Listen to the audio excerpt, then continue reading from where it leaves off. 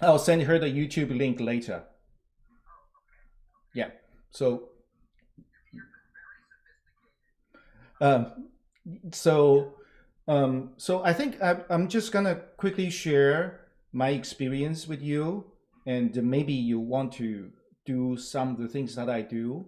And so, about this online modality, what I did is, Mhm.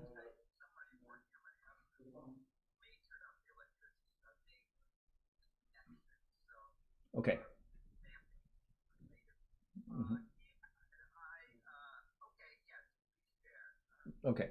So after the spring semester, that the what the students' feedback that generally like this. So they do not like that the lecture is only on slides, not be able to see the professor, and that's one. And they also do not like just a talking head, right? So they want the ability to see the teaching material and a professor talking in the same time. So I went ahead and surveyed several methods. Okay, so what I did is I tried a projector. Okay, have a projector screen in my house and setting up the projector, just a small one, to project the lecture on the screen, and I can teach like a simulated classroom. But the problem is that the projector at home is very, very shiny, right? So it's right in your eyes. And the other thing is that when the the camera take whatever is on the projector screen and go through Zoom, the student won't be able to see it. It's very, very unclear. Okay, so that's one thing. The first thing that I tried. The second thing that I tried is to use a whiteboard behind me. Okay, but the whiteboard behind me have the same problem. The writing is it's almost ineligible to for the student to see what it's really about. Okay, so then I tried another solution. Just put a TV behind me. Use TV to show the slides, right? And then I can talk. And what that entails is just connect your computer or your laptop, to the TV. In the new TV, they are pretty easy to share. To connect to the TV and use that TV to show the slides. And that worked to a certain degree. But the problem is that the students still want to see those for some accounting classes, they have calculations. So they want to see the step-by-step calculation, how to do that. So in that scenario, they need a whiteboard. Okay, so in the end, after tried several things, and I finally settled on to the format I'm currently using, which involved using some type of software. It's an open source software. It's very easy to use, and then you can do many things like this. Like, for example, I can share my slides, show my slides right here, and I can go just back and forth, just to share it like that, like regular classes. So what I did is I made my slides in the portrait mode, right? So they can still see me talking, and I can point to the things that I'm talking to, right? On this, and this is very easy to use.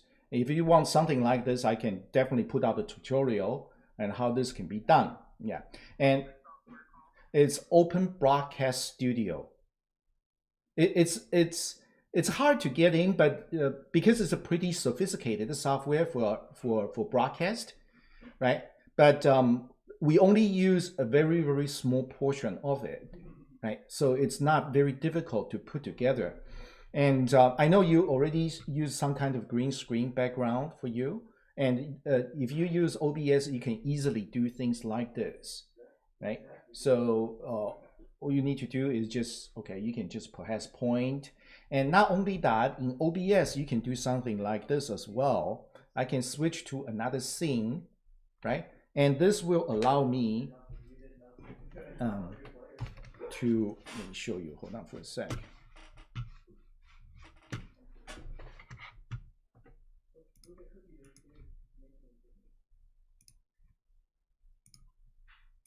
This will allow me to write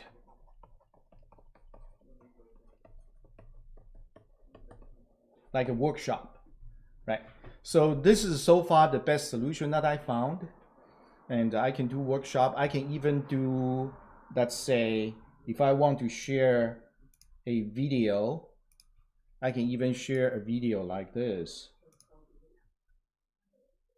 So I don't need to switch back and forth, share screen. I can just all in one place. It's pretty easy to do. And I think that the problem is just how to set it up. And once we set it up correctly, and you can see how easy it is. You can, like for example, if I want to show, let's say, a website, like we want to perhaps have the student discuss a website, and like for example, a news article or something, I can just pull it over here and have the student look at it with me. Like for example, this is our bulletin, right? I can just do that, right? So that's what I've been doing, and you can set up something like this. You see here, down here, the course title, right? Yeah. So I think doing this gives the student, after I tried it in summer R1, the student feedback has been very positive because they see that this is something more professionally put together per se, and they give them a better experience. And I can also give you a list of the material and software that I use. And for example, I use this it's kind of studio lighting. Let me adjust my camera a bit so you can see what the lighting look like. It's a light box, right? It's probably hard for you to see, but it's kind of like those light box they use in the photo studio. Okay, it's not very expensive. It's only like $35 one light box. So that give you very good lighting, almost like a photo studio per se. So all in all, what I did is I bought 2 light boxes, and I bought a better microphone, and I got a writing pad because I couldn't wait for the school's writing pad to issue to me, so I bought my own. And yeah, right now it's like I already finished teaching R1. I still have not received school's writing pad. It's really bad. Writing pad is just you use Microsoft's whiteboard software, okay? And let me share the screen to show you. Okay, you can see over here on the lower right-hand corner, that's the Windows workspace. And do you use Windows? And you can bring up the whiteboard. And once you have that writing pad attached, you can just take out the pen and start write. Okay, so usually what I did is like, okay, so I will have the student, like for example, in discussion, if we were looking at some recent events, like for example, the Wirecard fraud case that the auditor found missing 2.1 billions and all that. So I will have the student look at the website on one hand and discuss, and we can put down like student A said this, student B said this, student C said this, things like that. Yes, that's I mentioned that too. So this, you can use an additional webcam like that, okay? And then you turn the camera downward, right? To show, to use an actual pen and paper to write. That's doable too. But my experience with that is the problem with lighting. You need really good lighting to show the color, or otherwise sometimes the shadow. Sometimes you got to clear a space to have that pen and paper there for you. But it's also something that can be done quite easily, and I can share that how to set up as well. Usually, if you want to do that document camera, The way to do it is to get a webcam, an additional webcam, because in Zoom you can actually have two cameras, not just one. You can switch to, okay, now I'm gonna use my headshot video camera, and then next I can switch to document camera, right? You can do that, yeah. And all you need to do is just put a tripod or some kind of a lamp tripod to connect the webcam in the bottom, and just focus it downward, right? And then you can have that the document camera set up, right?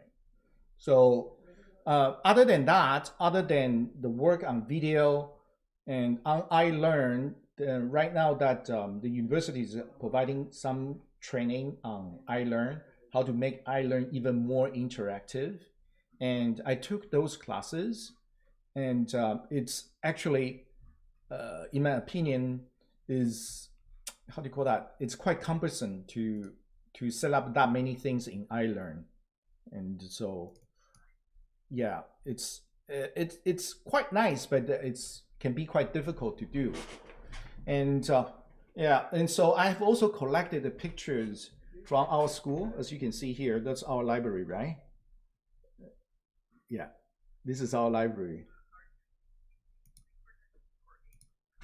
Um, okay, so here's the issue. When I tried asynchronous mode, uh, when I tried to teaching asynchronous mode, the problem is that the student, right? They procrastinate. They don't do their work. They don't view the video until the last moment, or I have no way of controlling because I have a group project as well, and some students didn't do their work. Some students did their work. So whenever I do asynchronous mode, the students' performance varies quite big. The standard deviation between among students just uncontrollable. So what I did in the end is I do a hybrid synchronous and asynchronous mode. So I will have lecture synchronous, just they have to show up, and not only they have to show up, they have to enable their video, right? And during that synchronous session, I will assign asynchronous tasks that they can complete. Okay, so doing that, you don't, the things that perhaps you do not need to do a full 3 hour online lecture, right? The students still have the flexibility to do some other work in their own time of their choosing. But if you ask me to balance synchronous mode and asynchronous mode, I think going fully asynchronous is quite dangerous, because it's so hard to make sure that students do their work.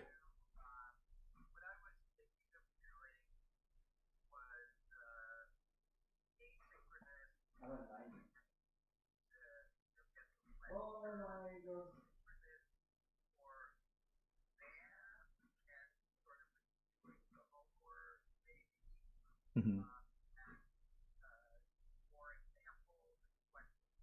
Mm-hmm.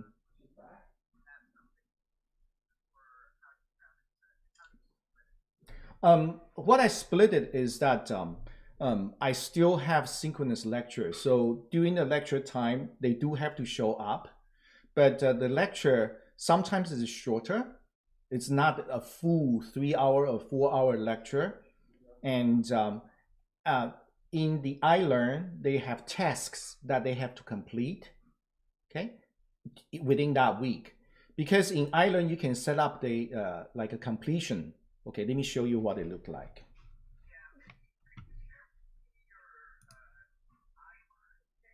Mm-hmm.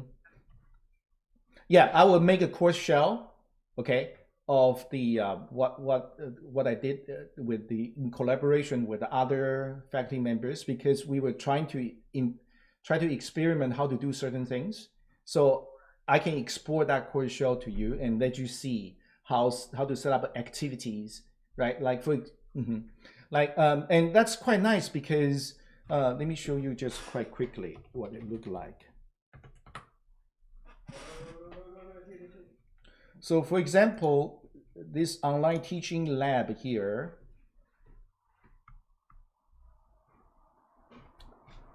Okay, let me put up the. Let me show you. So you see, you can see here. This is an online teaching lab, and what the student have to do is after they view certain things, a check mark will appear. The check mark will appear. So this way, I can make sure that they indeed read this material or go through this material. And in iLearn, you can have the iLearn export this information to you for grading, right? And iLearn can show that students how much time they spend on the material in this week material. Like for example, this 2.2, they have 1, 2, 3, 4, 5, 6, 7. 7 items they need to complete asynchronously, right? And then within that, you can set up some things that are flagged. That means must complete. You can do that as well. Okay.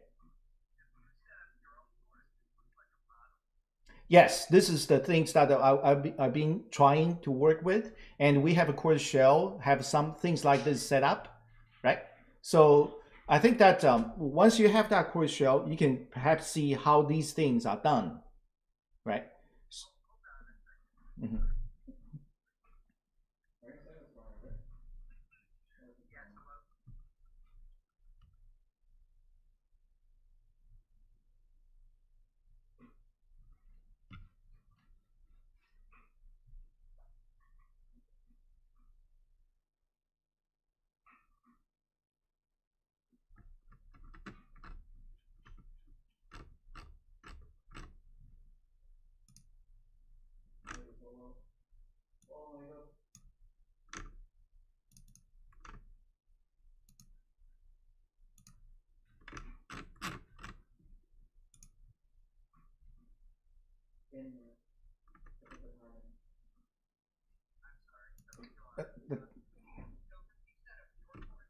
Yes, I did. And let me show you. Okay. Where did it go? Huh. Oh, okay. The one that I set up with the test completion, okay, that one is in maintenance right now. But I can I can show you how it's done later when I send you the code shell, because when I think that another member is editing, it just temporarily disable the site. Yeah. Mm-hmm.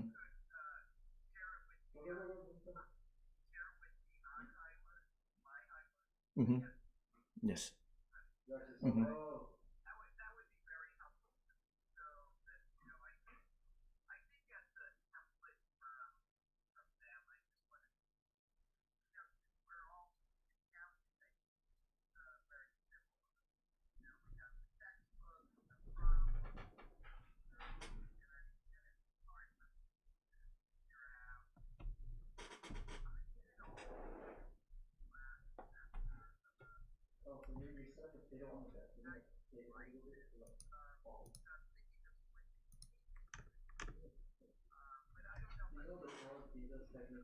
Yeah. My experience with the asynchronous mode, I tried for 2 classes, asynchronous mode, and it didn't turn out well. The student just they procrastinate. They don't watch the video. They watched in their bathroom, things like that. It's just not. Mhm.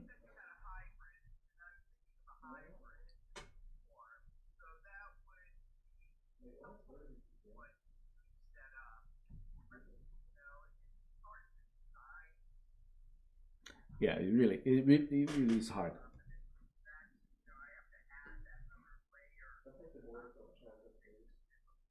Yes, and the iLearn is it takes a long time to set up a full-fledged asynchronous mode, the course in iLearn. It's just uh, it takes like it take me about a good 2 hours or so to set up for 1 week material, just for 1 week. Yeah. Mm.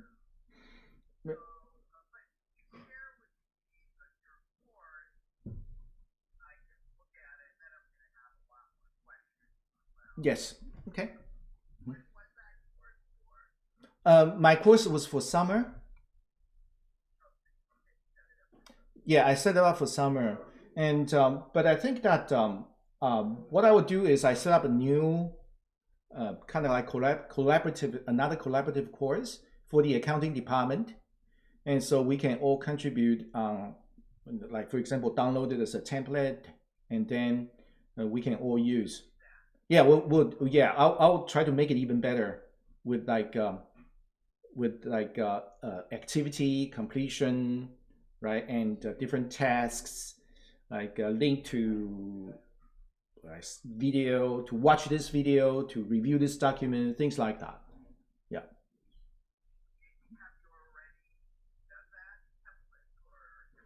I'm going to. It should be done in next week because uh, I'm submitting this as a portfolio to CETO as well. Yeah. So for this whole schools thing, trying to make online learning better.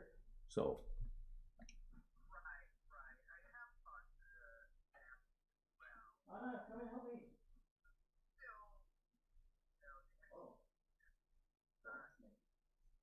yeah, it's not easy. But yeah, I have to say that it's really is not easy. So which course? 508?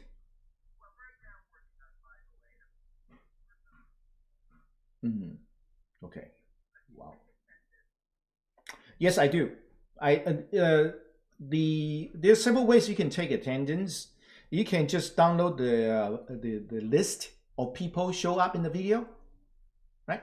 Okay, to do that, and I usually require students to enable their video camera during class, so I can see that they are actually there. And if they don't show up their face, they disable their video. I actually ask them to enable their video. Like,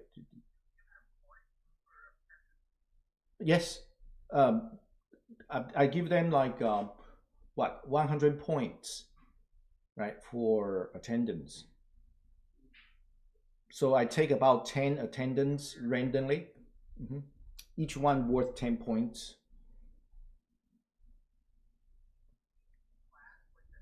No, I take 10 random attendance. Yeah, and each one worth 10 points. Sometimes I don't. Sometimes I do. So the trick is like if everybody showed up, I don't take attendance. So that's how I did it.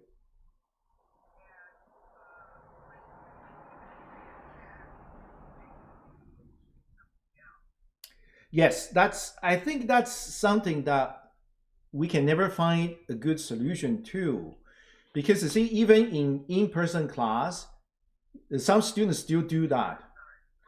I said even for in-person classes, some students still drift away to their cell phones and things like that. Mm.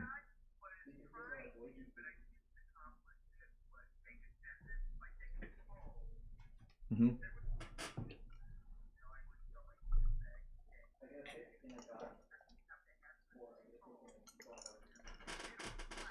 Yeah. Hmm. I think that's a good way to do that. Hmm.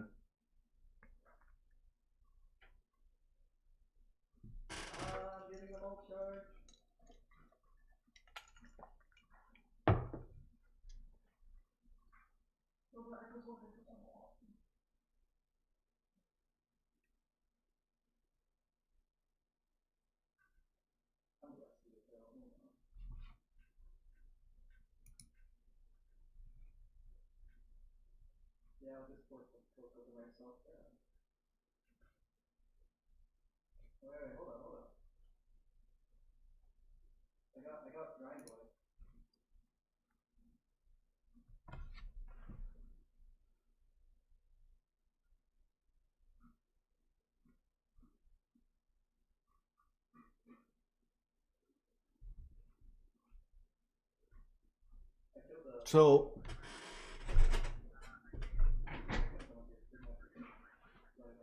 wow.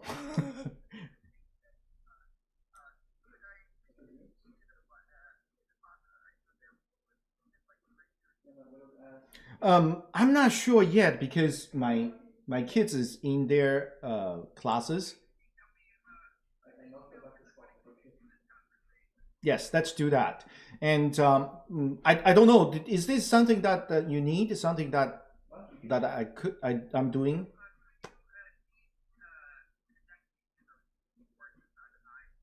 Right. Okay.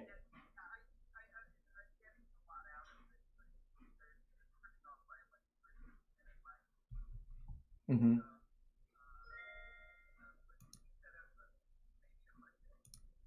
Yeah. Okay, we can do that. Hmm.